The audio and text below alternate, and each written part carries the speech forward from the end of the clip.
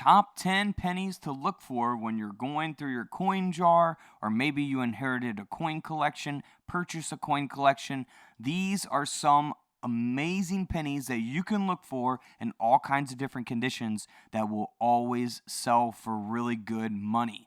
So first up, we're going to start with an older wheat penny here, the 1909 SVDB. All right, so for this coin specifically, if you look at the date, underneath the date, you will see an S mint mark. If you flip the coin over to the reverse, you will see the VDB initials on the reverse of the coin. Now, that is a rare penny. They only made 484,000 of these coins. So this coin is graded at a very fine 30 brown by NGC. And this coin sold for nearly $1,200 at auction. So over a $1,000 penny there. So even in bad condition like that, you know, even in worn down condition, these still sell for hundreds of dollars. So if you have one in much better condition than this, you're talking thousands and thousands. So that is one to always look for. Also, the 1914 D mint mark is also going to be a key date coin. They only made around 1.2 million of these coins.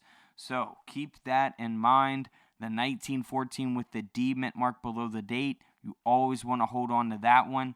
This coin sold for over $1,000 in this condition, graded by PCGS at an XF45. Again, if you have these in much better condition, you're talking a lot more money than $1,000. Now for the 1917, now this is not a key date coin, but for the 1917, they made over 196 million of these coins. Very, very common to have this coin. It's not rare if you have a 1917 wheat penny. However, this is something you can look for. You want to look for doubling on the obverse of the coin. So you want to look for doubling there on the lettering and other parts of the obverse as well. So here's what that doubling looks like on the lettering. Now, this is a 1917 in not so great condition, XF45 brown grade, but it does have that double die obverse. So therefore, that will give the coin a lot of value. This coin sold for over $1,100 at auction. So over $1,000 penny, even in this condition, because of the mint error, that double die obverse. All right, here we go. Next up is going to be the famous 1922 without the D mint mark. Now, in 1922, for the wheat penny, they made over 7.1 million of these coins. However, every single 1922 penny had a D mint mark. They were only made in 1922 with a D mint mark. So if you find a 1922 wheat penny without a mint mark underneath the date, then you will be in for some good money, especially if it's in really good condition. And it does depend on the reverse, or, strong reverse, or, things like that. I have a whole video on 1922 wheat pennies, so feel free to check that out here on the channel. This coin specifically sold for over $10,000 at auction because it's missing that D mint mark, and it's graded at an AU58 with the strong reverse. All right, so let's move on to the 1943 penny.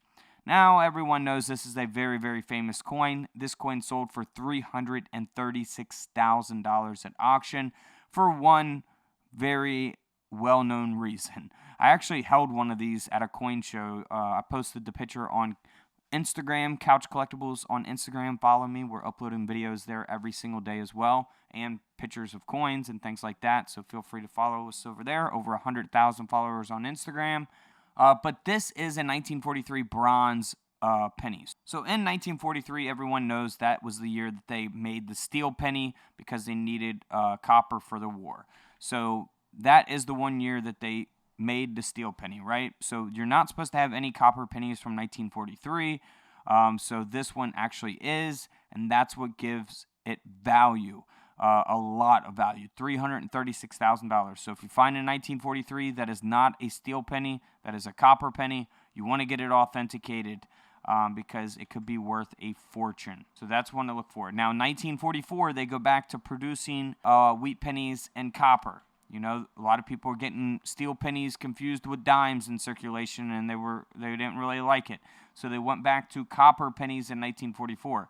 So if you find a 1944 penny that is steel, you're talking a lot of money. This coin sold for over $11,000 in this condition because it was struck onto a steel planchet that they used in 1943.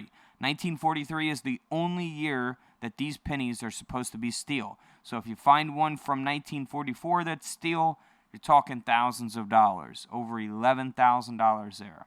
Now the famous 1955 double die, of course, everyone knows to always look for this coin. Very extreme doubling. You could see it with the naked eye, but you always got to put stuff under scopes and coin loops and things like that to really see doubling, but this is very extreme doubling. You'll see that on the date, the lettering of the coin. This coin sold for over $2,800 at auction.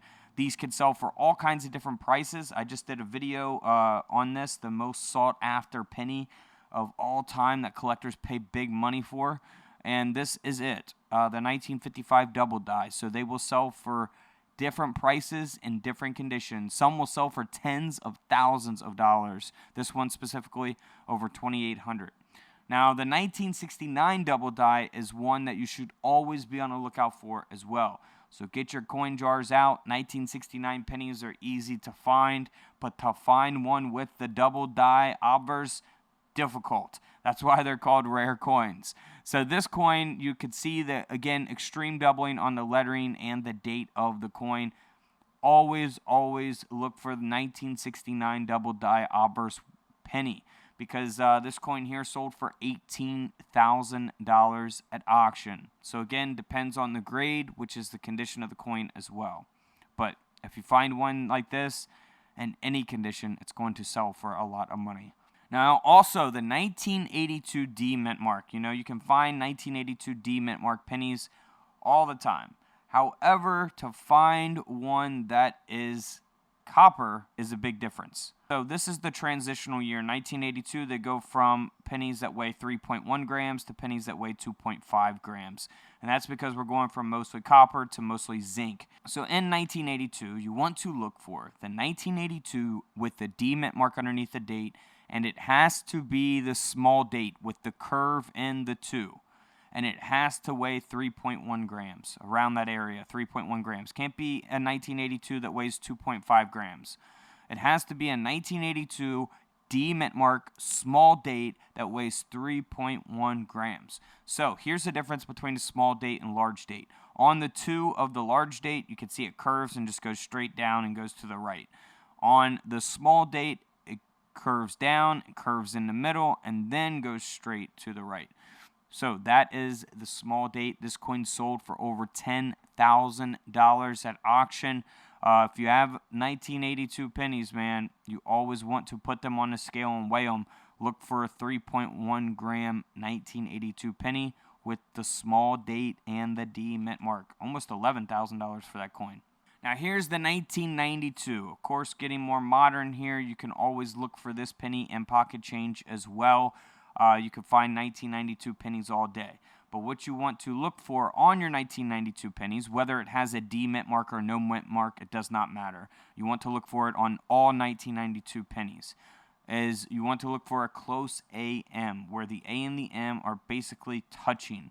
So here's an example of close AM versus wide AM. You'll be able to tell the difference. The A and the M is separated on the wide AM. So it's actually super rare to find a 1992 penny with the close AM of America on the reverse of the penny. So yeah, this penny sold for over $1,000 at auction because it has that close AM. Now, again, if you have this at a higher grade, it's going to sell for more money. If it's in worse condition, maybe less money, depending on how many are on the market at the time in which you're trying to buy one or sell one. So feel free to search your coin jars. Let me know what you guys find. Put it in the comments below if you guys have any questions.